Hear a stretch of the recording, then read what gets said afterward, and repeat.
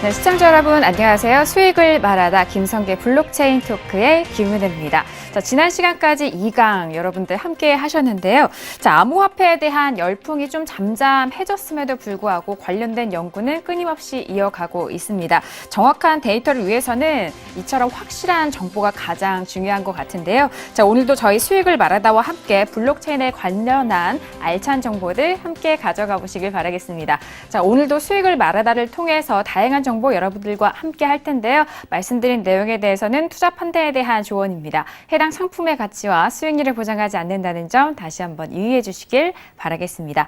자, 그럼 오늘도 함께 해주실 분 소개해 드리도록 하겠습니다. 블록체인의 교과서시죠. 한국생산성본부의 자문위원이신 김성기 전문가님 오늘도 나와주셨습니다. 전문가님 안녕하세요. 네, 안녕하세요. 네, 반갑습니다. 네, 반갑습니다. 자, 오늘도 세 번째 시간으로 함께 하는데 지난 시간은 암호화폐에 대해서 역사적 배경과 좀 역사적인 부분에 대해서 좀 배워봤는데 이 암호화폐가 미래에 현존하는 이 화폐를 대체할 수 있을지 그 부분을 가장 좀 궁금해 하시더라고요. 글쎄요, 그거를 뭐 모든 분야에 다 대처를 한다 이렇게 얘기하기에는 좀 섣부른 판단일 것 같고요. 단지 지금 그 다양한 암호화폐가 가지고 있는 되게 많은 장점들이나 어떤 블록체인의 가능성들을 지금 많이 본 어떤 시대이기 때문에 앞으로 이 정부나 앞으로 세계적으로 많은 논의를 통해서 그것이 이제 시중 통화로서의 어떤 가치 있는 쪽으로 좀 패러다임이나 어떤 뭐 다양한 논의들이 있다면 어떻게 보면 또 아예 그런 시장이 아예 오지 말라는 법도 없거든요. 세상은 항상 고정돼 있지 않고 생물적으로 계속 변하고 있기 때문에 아마 다양한 뭐 요소로 인해서 어떤 또 다른 어떤 보안 대체제로서의 역할들을 충분히 가능성이 있다라고 생각합니다. 알겠습니다. 지금 우리가 또 실생활에 적용하고 있는 다양한 기술도 이전에 이렇게 좀 보급화가 될 수 있을까라는 그런 의문을 가졌던 것 같은데 이 기술에 대한 부분은 조금 더 지켜보셔야 될 것 같아요. 오늘도 암호화폐를 이해하기 위해서 블록체인에 대해서 좀 계속적으로 심도 있게 이어가 볼 텐데 오늘은 또 어떤 내용을 배워볼지 궁금합니다. 전문가님 오늘은 어떤 내용 들어볼까요? 오늘은 좀 어떻게 보면은 철학적인 수업 같기도 할 거예요. 물론 이제 뭐 철학을 다룬다라기보다는 좀 인문학적인 접근이 필요할 것 같다라고 생각하는데 그 인문이라는 단어가 왜 나왔냐면 신뢰 때문이거든요.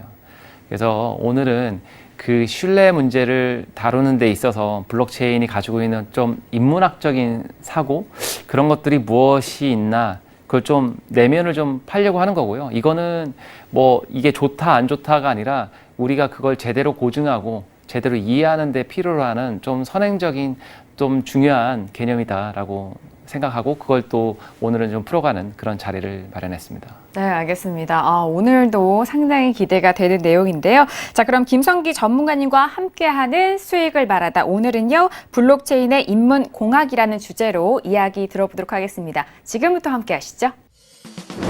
어떤 분들은 그럽니다. 그냥 무조건 하면 돼. 무조건 만들면 돼.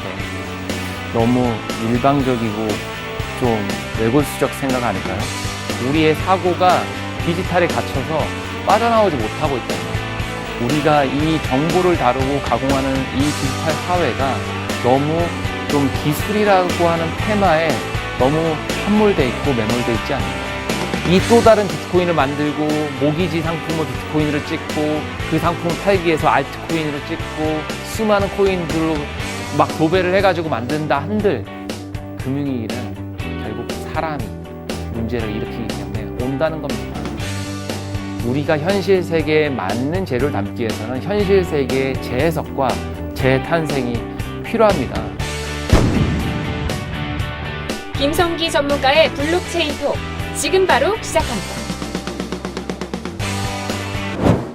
저는 이제 오늘 세 번째로 이제 김성기의 블록체인 토크 세 번째 강의를 시작하겠습니다. 그 블록체인에 대해서 오늘은 좀 철학적인 얘기를 좀 하려고 합니다. 이제 철학적인 얘기가 뭐냐? 그럼 좀 아이러니 하시겠죠. 근데 중요한 것은 이제 우리가 블록체인을 우리가 이제 이 사회에서 신뢰 공학이다 이렇게 얘기합니다. 그럼 이제 신뢰 공학이다라고 얘기를 하는 것은 그 안에 인문학적 성격이 있어요. 우리가 이 모든 세상을 기술로만 풀어간다는 건 너무도 좀 차가운 현실 아닌가요? 그래서 우리가 앞으로 살아가야 되는 세상에서 되게 중요한 문제들을 다루고자 하는 어떤 기술 중에는 인문학적 사고가 반드시 필요한 부분이 있습니다. 어떤 분들은 그럽니다. 그냥 무조건 하면 돼. 무조건 만들면 돼. 너무 일방적이고 좀 외골수적 생각 아닐까요? 세상은 그렇게 일반화되어 있지도 않고, 그리고 어떤 단편적으로만 볼 수도 없죠. 그래서 오늘은 저도 개발자이고 엔지니어이고, 제가 이제 엔지니어이지만 되게 그 어떤 뭐 소프트웨어를 뭐 개발하거나 뭐 이런 설명보다는 좀 다른 재료들을 많이 다루고 있는 것은 이 블록체인에 대해서 그 내면적인 이해와 생각들을 충분히 가져야만 이 시장이 앞으로 다가오는 먼 미래에 우리 사회의 많은 요소에 사용되어질 때 그 의미를 우리가 정확하게 이해할 수 있고, 또 많은 사람들이 왜곡되지 않은 좀 객관화된 사실과 정보를 기반으로 해서 이 산업에 대한 충분한 이해들을 가지고 우리 삶을 윤택하고 바르게 이끌어갈 수 있지 않나, 전 그렇게 생각합니다. 그렇기 때문에 오늘 저는 이 블록체인에 대해서 인문학적인 생각, 그 사고가 무엇인지를 저는 좀 더 깊이 있게 고민하기 위해서 이런 강좌를 마련했습니다. 그래서 이제 블록체인의 인문공학이다 라고 이제 이번 3강을 시작하겠습니다. 지금 무슨 사회죠? 뭐 자본주의 사회, 무슨 사회, 뭐 민주주의 사회, 그런데 되게 보면 기술 오리엔티드 돼 있어요. 지금 사회가 되게 기술 집약으로 가고 있죠. 4차 산업의 상당 부분은 이제 로봇, 인공지능, 디지털에 대한 어떤 가공, 빅데이터, 되게 이제 그 어떤 기술이라고 하는 테마를 중심으로 많은 사회 문제들을 해결하려고 막 앞다투어 가고 있습니다. 근데 그러다 보니까 우리의 많은 생각과 사고 안에는 어떤 인문학적인 어떤 인간성이라는 측면에서 많이 좀 결여되고 또 소외돼 가고 있는가.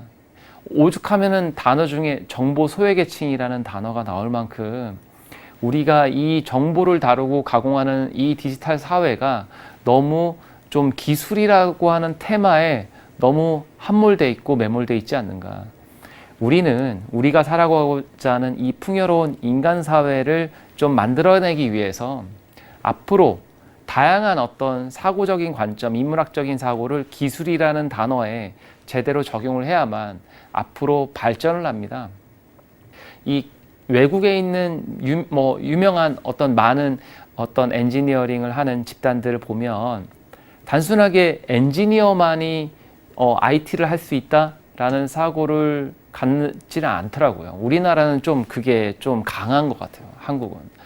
그래서 앞으로 그런 부분들에 대해서 좀 다른 시각을 한번 가졌으면 좋겠다. 이것이 답을 얘기하는 게 아니라 또 다른 하나의 모습을 보여줄 수 있다라는 관점에서 오늘 주제를 만들어 본 거니까 한번 좀 들어보시고 잘 이해하시면 좋을 것 같습니다. 그래서 이 기술 중심 사회. 자, 이분이 어떤 강연을 하면서 이 말이 나오더라고요. 레고처럼 쉽게 조립하고 배우기 쉽고 프로그래밍도 쉽습니다. 뭘 얘기할까요? 지금 프로그래밍 분야는요, 저 레고처럼 이 붙여놓고 짜집기 하기가 상당히 유리하게끔 이렇게 구조화가 잘 돼 있고 앞으로 잘 되고 있다는 겁니다. 근데 이분이 얘기하면서 그런 얘기를 하더라고요. 뭔 얘기를 하냐면 어떤 문제를 해결하기 위해서 자기 회사에 100여 명 이상의 엔지니어들이 있는데 어떤 특정한 문제를 해결하기 위해서 엔지니어들끼리 얘기를 했는데 그래서 답을 못 냈대요. 몇 개월간. 그런데 어느 날 이제 호프집에 가가지고 막 얘기를 하다가 전혀 IT도 모르는 그냥 호프집 그냥 종업원 중에 한 명하고 얘기를 막 하다가 갑자기 그 문제를 해결할 수 있게끔 답을 냈다는 겁니다, 이 사람이. 그러면서 이 사람이 강조하는 게 뭐냐면 기술에 너무 이렇게 좀 기술 쪽으로만 바라보지 말아라. 어떤 사회 문제를 푸는 데 있어서 기술은 사회 문제를 해석하고 표현하는 수단인 거죠. 그걸 기능화 시키려고만 집착을 하게 되면 자꾸 기능주의가 되고 자꾸 그 모양 안에 우리가 인간성을 배제하고 결여돼서 들어갈 수밖에 없게끔 이렇게 좀 함몰되지 않을까? 어떻게 보면은 좀 위험할 수도 있는 거죠. 그래서 그거를 인문학적 사고를 통해서 좀 풀어야겠다라고 해서 실제 풀었던 사례를 소개해서 그 회사는 매년 그런 문제를 해결하기 위해서 그 어떤 엔지니어링 집단 외에도 다양한 뭐 화학 분야, 물리 분야, 뭐 종교인, 뭐 문학가, 철학가들을 다양한 어떤 회의에 참석을 시켜서 그 문제를 질을 개선하고 컨텐츠를 만들어서 솔루션을 만들어서 비즈니스를 해서 지금 어마어마하게 성장하고 있다. 그래서 그 성공 사례를 나와서 발표하는 얘기를 들었었습니다. 저도 거기엔 많이 공감을 합니다.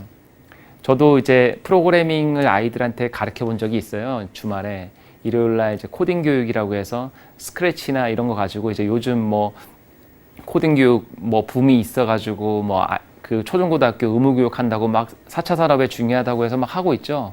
근데 중요한 거는 언어를 교육하는 게 아니거든요. 코딩 교육은 창의적인 학습, 창의적인 어떤 효과를 보기 위해서 생각의 틀을 확대시키고 브레인스토밍을 해서 자기 표현력을 좀 창의적으로 만들어내는 어떤 과정인데 좀 우리는 그 어떤 언어와 단어에 집착해서 그 문제를 풀어가고 있지 않나. 그래서 이제 책이 있습니다. 원래 여기 이제 책이 있는데 글라스 프리즌이라는 책이 있어요. 이게 무슨 뜻인지 알죠? 유리 감옥이죠. 그 니콜라스 찬가요? 그 니콜라스 칸가요? 그 사람이 그 구글은 멍청이인가 바보인가라는 어떤 질문을 던지고 그 수많은 어떤 그 미국의 많은 어떤 IT 회사들과 대립각을 했었던 너무 디지털에 함몰되지 말자는 또 디지털 철학가, 디지털 문학가인데요. 뭐 되게 유명한 작가입니다. 그래서 거기에서 뭐냐면 우리 디지털이 인간성을 소멸시키고 있다. 인간성을 훼손시키고 있다. 그래서 우리의 머리가 지금 여기 유리 안에 갇혔죠. 우리의 사고가 디지털에 갇혀서 빠져나오지 못하고 있다는 거죠. 디지털적 사고와 합리적 사고와 창의적 사고와 그리고 어떤 그런 사고의 개념이 다변화되어 있거든요. 근데 한쪽으로 치우쳐서 우리가 계속 이런 사회로 간다면 특정한 사고와 생각은 하지 않고 살아가야 될 수도 있어요. 우리가 일상을 살아가면서 원래는 이런 생각을 했어야 되는데 그 생각을 디지털에 의존하다 보니까 결국 우리의 생각은 그 디지털의 생각이고 결국 우리가 근본적으로 인간성을 가지고 생각해야 되는 휴머니티, 그거를 우리가 제대로 바라보지 못할 수도 있습니다. 왜 이거를 블록체인 관점에서 얘기하냐면 블록체인이 바로 그 추상적인 단어 중에 하나인 신뢰, 그 트러스트를 얘기하기 때문입니다. 그래서 저는 그 문제를 인문학적인 접근에서 바라봐야 될 필요가 있지 않는가. 그래서 이 주제를 만들었다고 보시면 될 것 같습니다. 그래서 이제 블록체인에 대해서 인문학적인 접근을 해보겠습니다. 디지털의 신뢰, 여러분, 이 신뢰라는 단어가요. 우리 친구끼리도 막 얘기하죠. 난 너 신뢰한다고. 신뢰를 한다는 단어를 막 쓰지만 이 신뢰가 되게 많이 훼손되지 않나요? 언제를 신뢰했는데 옛날엔 또 신뢰를 안 했고 또 앞으로는 또 신뢰할지 모르고 지금 또 신뢰를 하고 있고 이 신뢰라는 단어 되게 왜곡되고 되게 추상적인 단어입니다. 우리가 이 신뢰와 비슷한 단어들이 되게 많아요. 주변에 찾아보면. 이거는 이제 기상청이 이제 기상예보에 대한 국민적으로 신뢰를 얘기하는 겁니다. 지금 신뢰한다는 게 이 파란색인데요. 신뢰하지 않는다. 지금 올라가고 있죠. 2016년도에. 우리가 이제 최근에도 이제 기상예보 보면은 막 그 엄청난 태풍이 올 것 같았지만 또 막 물론 그거를 슈퍼컴퓨터 돌리고 그 데이터를 가지고 분명히 전달하는 거겠지만 무엇보다도 좀 이 정보 전달 신뢰 면에서 좀 아쉬운 면이 없지 않아 있다라는 거를 뭐 국민들도 많이 느낀다고는 합니다. 그리고 이제 또 이거는 이제 글로벌에서 디지털에 대한 신뢰 조사를 했는데요. 이 신뢰를 바라보는 사람들의 생각이 다 제각각이라는 걸 알 수 있어요. 여기서 보면은 이제 소비자가 61, 그 다음에 이제 보안 전문가는 75. 그러니까 이제 기업이 인지하는 이제 신뢰도, 그 다음에 소비자가 인지하는 신뢰도에 차이가 크다는 거죠. 경영진은 74. 신뢰 크기라는 게 되게 추상적이고 모호하니까 여러분 이 블록체인의 신뢰를 여러분들은 소비자 관점, 전문가 관점, IT 관점에서 어떻게 신뢰를 바라보겠습니까? 자, 여기까지 한 템포 얘기를 한 다음에 또 쉬어가죠. 어떤 얘기로 화제를 전환시키냐면 이 신뢰 문제 때문에 제가 이 얘기를 하지 않을 수가 없어요. 제가 2강에서도 제가 이제 그 비트코인의 탄생에 있어서 금융위기, 모랄 해자드, 도덕적인 어떤 금융 월가의 어떤 좀 도덕적 해이 분명히 제가 말씀드렸죠. 하지만 그 도덕적 해이로 뭐 비트코인을 뭐 이중지불을 방지하기 위해서 뭐 달러를 이중지불 방지하기 위해서 비트코인을 쓴다. 과연 신뢰 문제가 과연 단순하게 암호화폐라는 블록체인만에 있는가? 결국 컨트롤 타워는 디지털 입장에서 볼 때는 사람이잖아요. 자, 그러면 저는 비트코인과 도덕적 해이는 별개인가를 질문 드리고자 합니다. 오죽하면 저는 이 질문을 사토시한테 할지도 모르겠어요. 왜냐하면 비트코인에서 이중지불하고 그 제3의 중개되는 신뢰기관을 디지털에 의존적으로 맡긴다라고 했지만 과연 도덕적 해이에 대한 문제에 들어가면 과연 이 문제가 디지털로 해결되는 문제였는가 제대로 한번 이해해보자는 거죠. 그러니까 뭐냐면 블록체인이 좋고 암호화폐의 활용 가치가 좋은 거는 있는데 그게 좋게 쓰여지는 재료를 제대로 찾아야지 우리가 2008년도의 기술을 2018년도의 답이라고 해서 쓸 수는 없잖아요. 우리가 현실 세계에 맞는 재료를 담기 위해서는 현실 세계의 재해석과 재탄생이 필요합니다. 그래서 창조적인 모방을 해야 돼요. 그러려면 제대로 이 기술과 내용을 이해해야 합니다. 비트코인으로 달러를 발행해 보겠습니다. 그러면 금융위기가 올까요? 안 올까요? 비트코인으로 달러를 발행을 했어요. 비트코인을 연방준비제도이사에서 많이 갖고 있습니다. 더 이상 줄 게 없네요. 금융위기가 온다면. 결국 비트코인을 아무리 달러로 발행해도 결국 사람이 비트를 보내는 거죠. 비트가 비트를 보내지는 않잖아요. 컴퓨터가 비트를 보내나요? 결국 사람의 행위로 코인이 이동되는 거고 블록체인의 네트워크로 활용되는 것인데 결국 그 안에는 사람이 결정하고 의사소통하는 사람이 있기 때문에 결국 도덕적 해이는 사람의 불안정성으로 인해서 제도적 불안정성 혹은 욕망, 욕구 어떤 그런 걸 통해 가지고 금융에 대한 또 다른 위기와 리스크는 항상 존재할 수 있는 것이고 결국 도덕적 해이와 금융위기는 일맥상통하게 됩니다. 연방준비제도의사회야 정부와의 그 구제금융 논의를 했다고 칠게요. 왜냐하면 비트코인을 달러로 발행했으니 2,400만 개의 발행량이 이 비트코인을 더 발행할 방법이 없네요. 참 걱정이죠. 어떻게 해야 될까? 방법이 없어 보입니다. 구제금융을 해줄 비트코인은 존재하지 않네요. 자, 여기서 이제 생각을 해보죠. 2,400만 개의 비트코인 발행량은 다 아웃됐고 이제 더 이상 발행할 비트코인이 없다. 여러분은 어떻게 하시겠습니까? 여러분이 연방준비제도이사회 의장이고 여러분이 골드만삭스의 회장이고 미 금융을 이루는 재무장관이라면 재무장관이 당시에 골드만 CEO 출신이죠. 참 이게 그 금융위기를 그 당시에도 말 많았잖아요. 금융위기 월가의 도덕적 해이를 잃은 사람이 재무장관이 된다는 게 말이 되느냐 그러면서 막 난리도 아니었죠. 이런 상황일 때 과연 비트코인으로 했다면 답이 없었을까요? 과연 이게 답을 내지 못하는 문제 어떡하죠?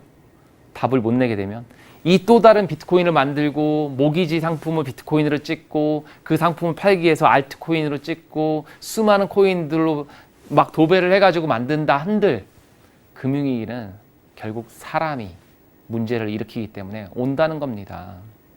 이 세상에 우리가 뭐 인공지능이 아무리 발전하고 자율주행이 발전을 해도 결국 이 사람이 그 자율주행의 어떤 의사결정을 하면서 내가 놓쳤던 문제를 프로그래머 시키지 못한다면 놓치게 된다면 사고가 발생할 수가 있는 거죠. 또 하나는 나는 온전하게 잘 프로그램을 만들었어. 근데 정기적인 신호에 잘못된 어떤 EMP, EMI적인 문제 정기적인 신호는 왜곡될 수 있거든요. 우리 눈에 볼 때는 정기 신호가 왜곡이 안 된다고 생각하는데 차폐라고 하죠. 굴절도 되기도 하고요. 간섭이 되기도 합니다. 신호라는 거는. 왜냐하면 전기는 전기의 어떤 그 커런트라고 하죠. 힘이 전기와 전자의 힘이 이동되면서 만나가지고 그 양에 의해서 이제 전류가 결정이 되는 거기 때문에 당연히 오류가 생길 수 있죠. 물리적인 게 오류가 되게 많이 생길 수 있습니다. 논리적인 거는 어떤 조건이 맞으면 그 행위만 하면 되는 건데 물리적인 건 그 조건이 맞는 행위가 하더라도 전기적 특성이 바뀌어버리면 잘못 이상해져요. 문제가 없을까요? 문제 생길 수 있습니다. 뭐 요즘 차 이렇게 수입차 화재 나고 그런 거 다 소프트웨어적으로 제어 잘한다고 해도 물리적으로 발생하는 문제들이 있잖아요. 자, 비트코인이 이제 없네요. 어떡하죠? 또 찍을까요? 여러분도 어떻게 하겠어요? 비트코인 또 찍을 수 있을까요? 2,400만 개가 발행량이 끝났는데 또 찍어야 된다. 지금 이제 저희 또 찍어야 된다. 그러면 어떻게 되겠습니까? 발행량을 확대하면 되잖아요. 2,400만 개가 아니라 한 4,800만 개 이렇게 찍으면 되겠네요. 늘릴 수 있잖아요. 저게 이제 최근에 알트코인들 암호화폐들이 나오는 논의 중에 하나가 포크 하자는 거예요. 포크. 늘리는 거예요. 늘리는 거. 늘릴 수 있거든요. 못 늘린다고 생각하셨죠? 아닙니다. 늘릴 수 있습니다. 합의해서 늘리면 됩니다. 예. 늘리려고 합의하면 돼요. 자, 그러면 못 늘리겠어. 발행량은 정해졌으니까 이거를 늘리는 이거는 말이 아니야. 이거는 말도 안 돼.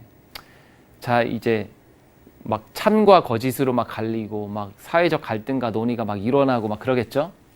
결국 그들도 발행량을 찍거나 늘리거나 가치를 다운시키거나 올리거나 결국 제도 안에서 그 형상을 만들었죠? 마찬가지죠. 구제금융?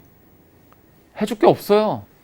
그럼 비트코인 2 하면 됩니다. 옛날에 그렇나요? 소리바다가 음원 저작권 침해를 하니까 법원에서 소리바다 하지 말라 그러니까 소리바다 2 만들면 된다고.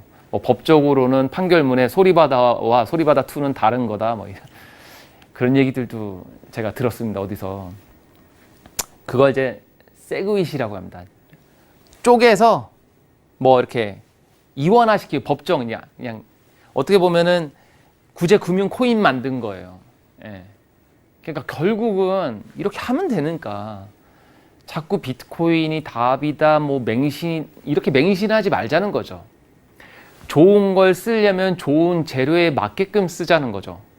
그거를 오히려 맹신하지 말고 잘 쓰자는 거죠. 우리가 사람들이 지금 코인이 오르니까 거기에 몰려들어서 했잖아요. 저도 이런 얘기가 일찍 전달이 될 수 있는 기회가 있었다면 좀 아쉽습니다. 안타깝고. 그러면 우리가 시장이 좀 선순환되면서 제대로 갈 수 있었을지도 모릅니다. 지금처럼 누군가한테 엄청나게 고통과 피해를 안겨주지 않았을 수도 있었겠죠.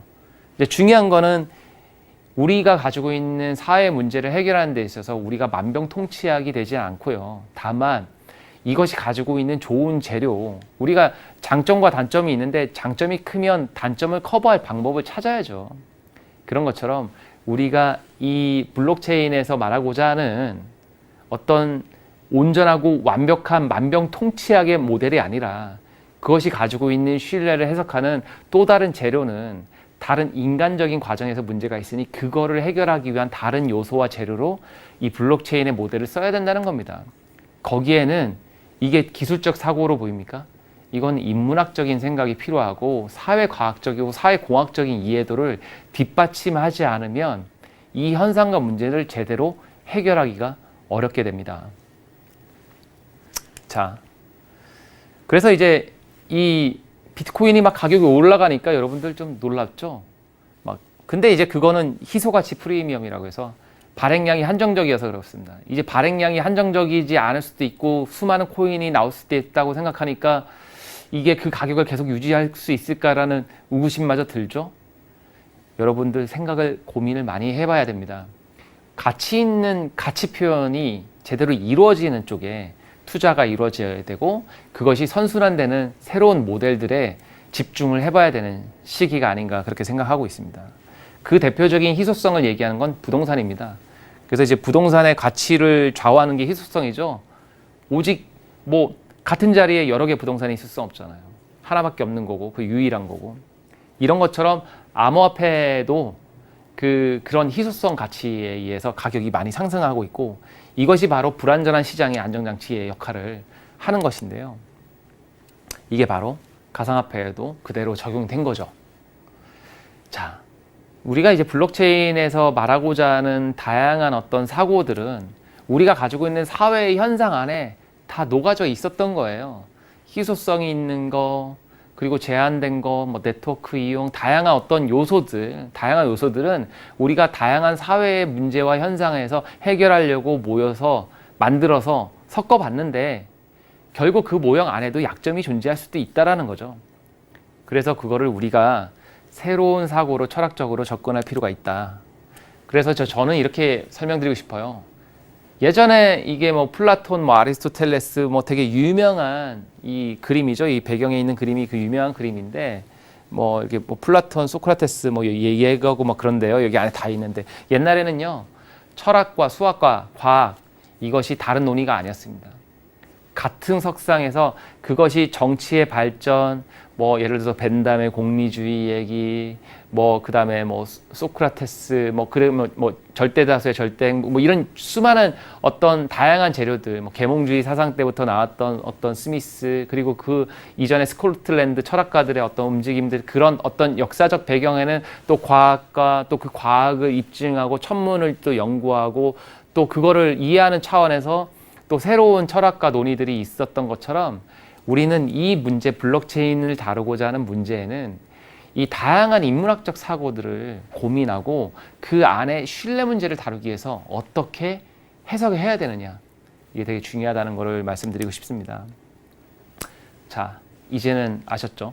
신뢰, 이거는 추상적 가치죠. 신뢰라는 건 추상적인 가치예요.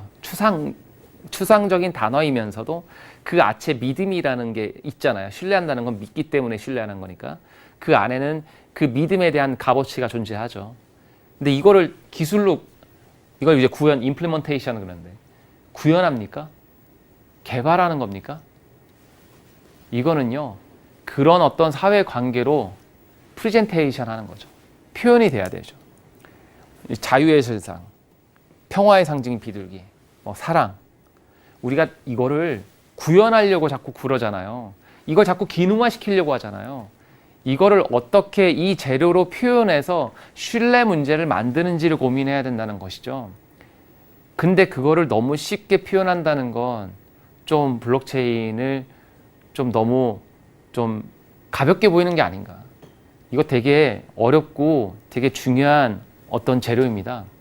이것이 우리 사회의 근본적 가치를 새롭게 재해석할 수도 있고 재탄생할 수도 있기 때문에 거기에 대한 깊이 있는 생각과 내용들을 많이 담고 그것이 사회 문제에 적합한 이해관계로 풀어낼 수 있도록 노력해야 하는 것이거든요.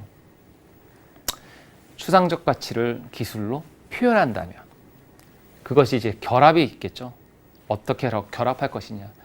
우리가요, 엔지니어들이나 개발자들이 이렇게 소설이나 다양한 어떤 그 뭐 문학적인 거라든지 이렇게 좀 감성적인 거라든지 그 다양한 어떤 사회 문제들을 많이 이렇게 알고 이해하려 노력해야 돼요. 우리가 아픈 사람을 아파봐야 내가 아픈 사람의 마음 이해하듯이 우리의 이해 폭을 넓히려면 우리가 가지고 있는 사회의 신뢰 문제의 약점을 알아야 돼요. 다른 나라에 비해서 우리나라가 유독 이 암호화폐, 이 뭐 아시아 국가들이 되게 암호화폐에 대해서 되게 막 집착하고 막 더 막 분위기가 뜨거운 게 과연 무엇일까라는 저는 고민을 많이 했는데, 어떤 세계적인 유럽의 유명한 그 인구학자가 와가지고 이게 갈등이 아시아 국가가 높답니다. 갈등, 사회에 들어가는 그 갈등을 해결하기 위한 그 갈등 비용이 높아서 그 갈등, 생각해보세요. 우리 사회의 갈등이 높다는 건 그만큼 신뢰하는 문제, 신뢰에 대해서 그만큼 하기 어렵기 때문에 그런 거 아닐까요?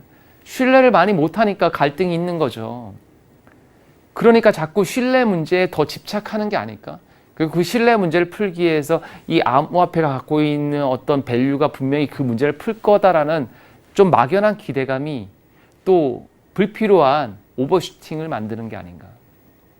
그래서 우리는 이것이 가지고 있는 근본적인 기술과 인문학적인, 사회적, 과학적인 어떤 내용들을 충분히 결합해서 거기에 맞는 어떤 갈등을 해소하고, 그리고 그 신뢰 문제에 대해서 불필요한 비용을, 사회적 비용을 증가되지 않고 활용할 수 있는 문제로 얘를 다시 재해석해야 됩니다. 그래서 우리가 이 블록체인이 가지고 있는 몇 가지 장점 중에 수직적으로 처리하지 않고 수평화된 모델로 처리한다든지, 그 다음에 이제 일방적으로 권한이 주어지고 책임이 주어질 수도 있고 주어지지 않을 수도 있지만 일방적으로 흘러가는 단방향성, 한쪽 방향으로 흘러가거나 그런 거에서 좀 상호적으로 작용을 하면서 푼다든지, 위계적인 거에서 좀 평면적인 과정으로 이 결과로 만들어낸다든지 하는 것이 이 블록체인이 말하고자 하는 어떤 신뢰 문제를 다루고자 하는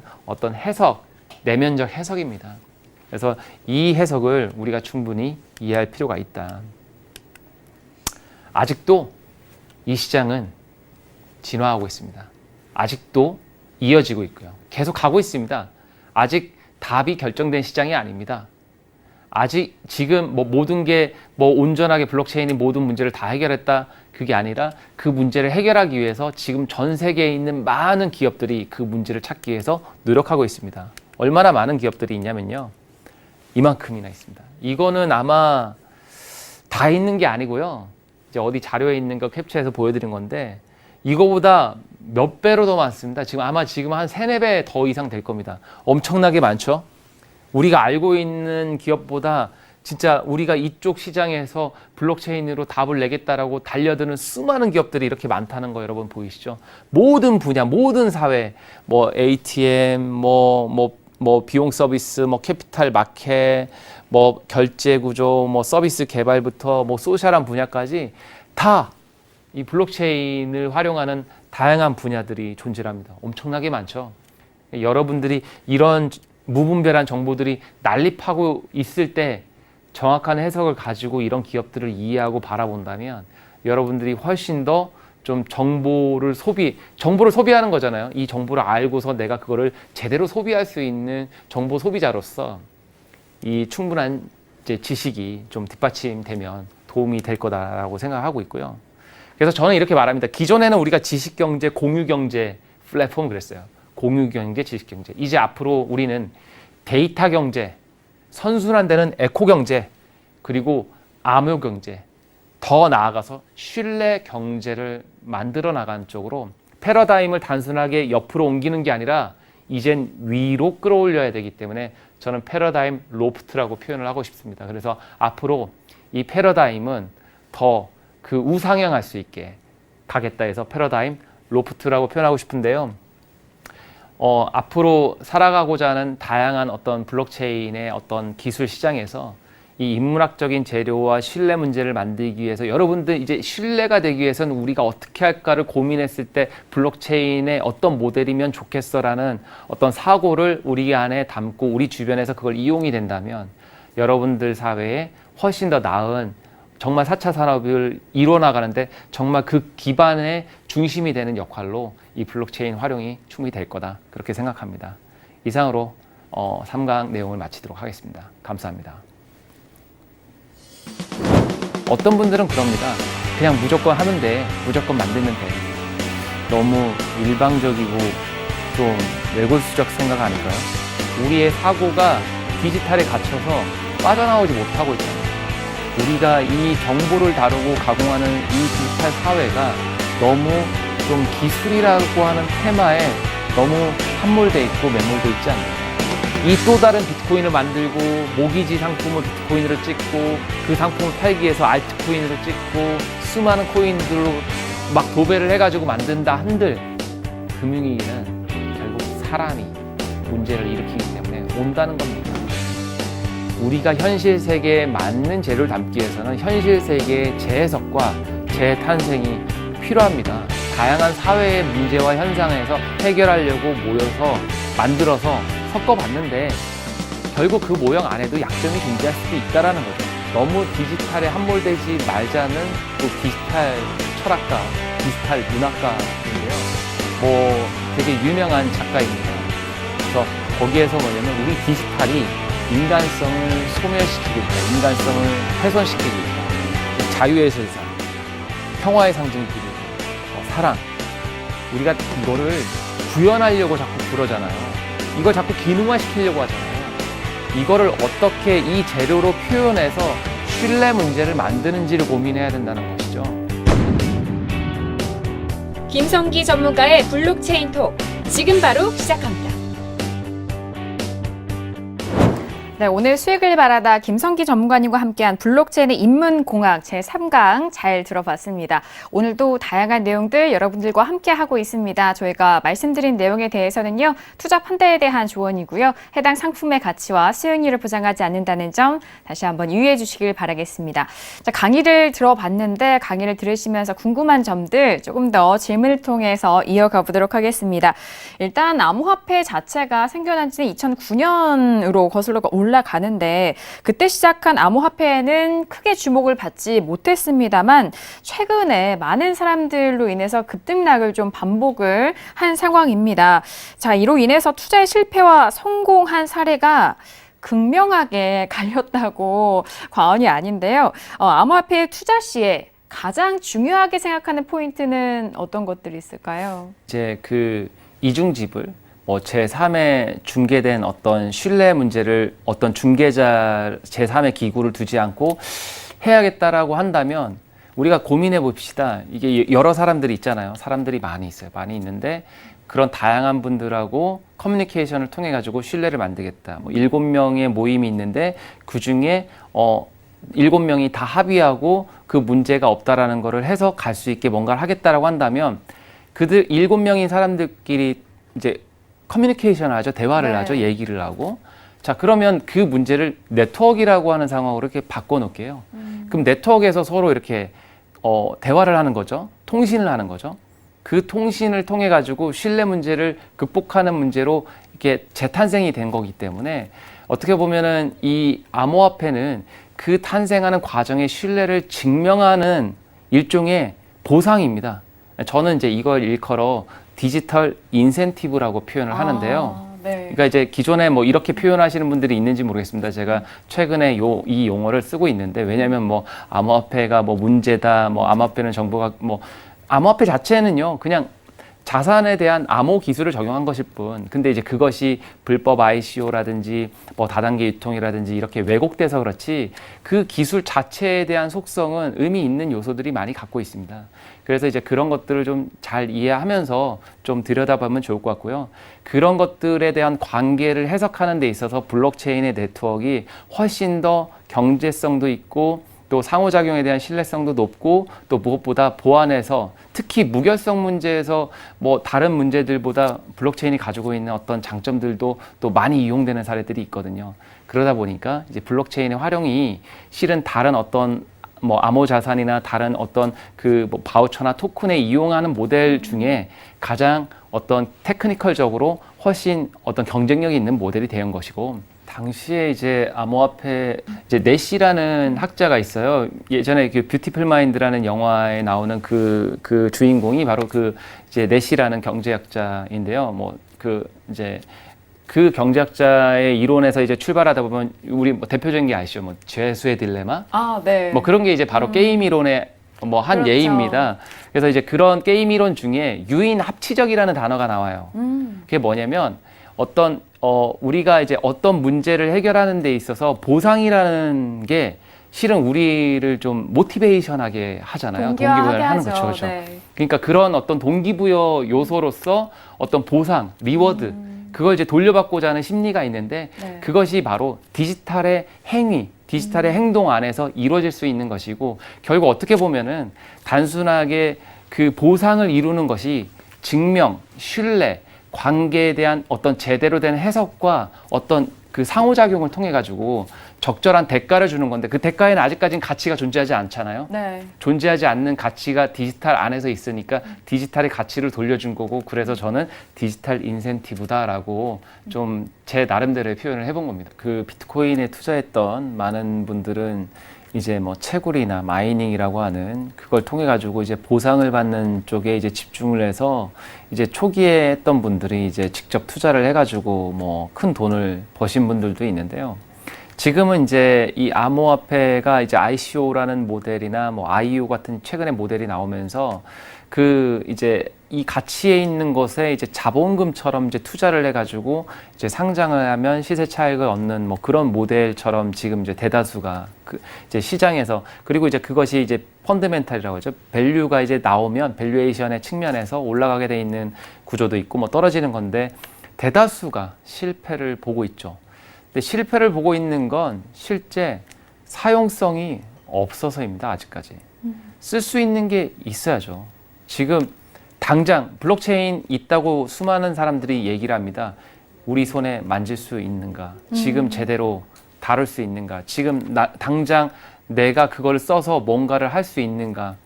단순하게 비트코인이나 이더리움이나 거래소에서 몇몇 지갑으로 돈을 보내고 받는 것밖에 없습니다. 지금 초창기에 그 암호화폐가 올라갈 때는요.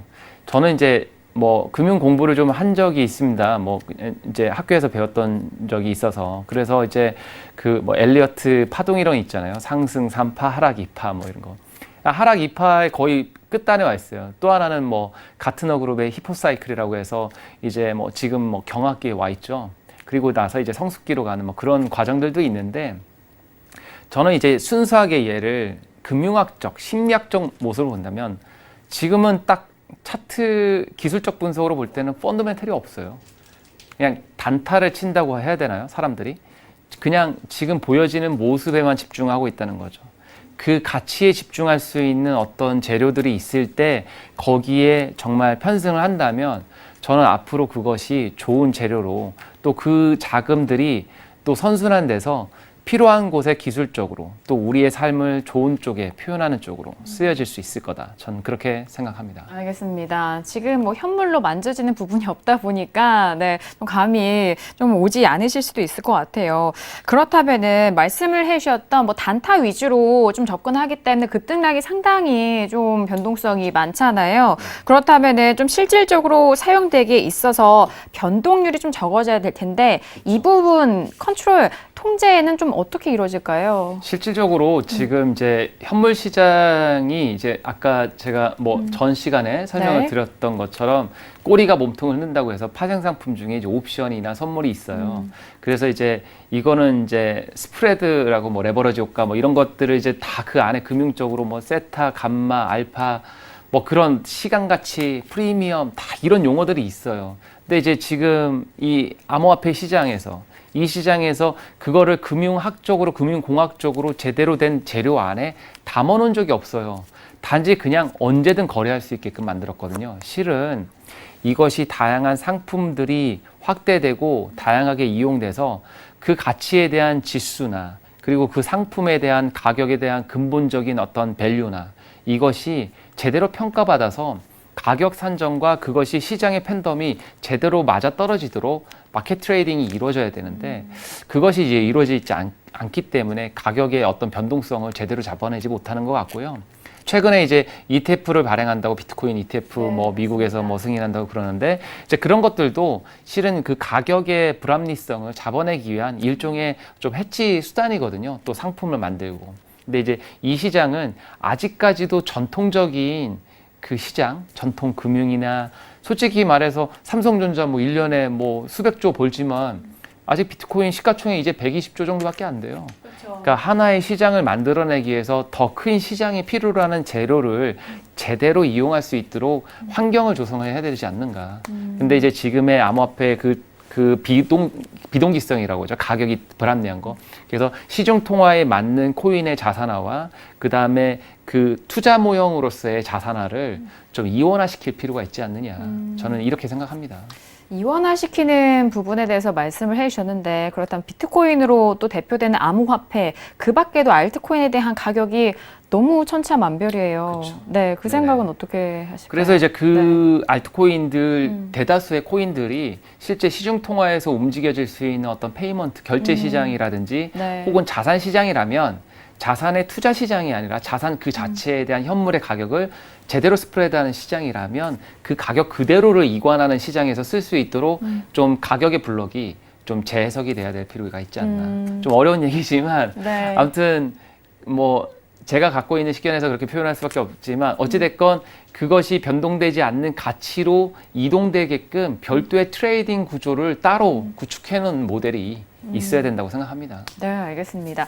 자, 그렇다면은 뭐 4차 산업혁명 이야기를 뭐 지난 시간부터 이어오고 있는데 블록체인을 통해서 생겨날 수 있는 분야, 좀 쉽게 적용할 수 있는 분야 어떤 분야가 있을까요? 지금 뭐 분야가 워낙 많아서 너무 많죠. 네, 지금 블록체인을 뭐 적용하고 하는 데들은 많을 건데 제 최근에 사례들 중에 그런 게 있어요. 이제 그 등기 업무나 법적인 문제, 문서 관리. 그러니까 이제 문서의 어떤 신뢰성 문제, 뭐 증명 문제, 계약 문제 이걸 이제 대치할 수 있는 그런 쪽 모델에서 좀 쓰는 게 있고요. 그다음에 이제 요즘은 컨소시엄 모델이라고 해서 이제 이 원래 원래 뱅크 사인이라고 이제 은행 간 네. 연합하는 건 일종의 컨소시엄 같은 모델입니다.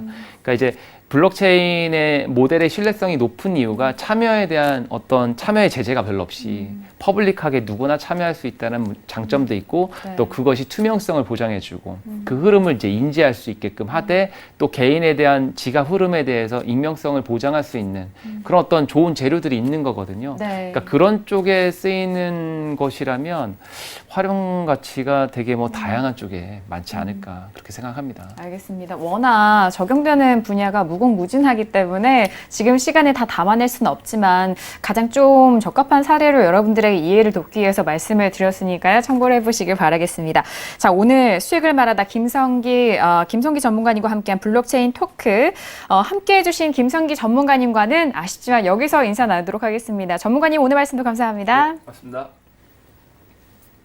네, 오늘도 수익을 말하다를 통해서 다양한 소식들 전달을 해드렸습니다. 말씀드린 내용에 대해서는 투자 판단에 대한 조언이고요. 해당 상품의 가치와 수익률을 보장하지 않습니다. 또한 함께한 프로그램은 서울국제TV 홈페이지를 통해서도 다시 보게 하실 수가 있으니까요. 많이 활용해 보시길 바라겠습니다.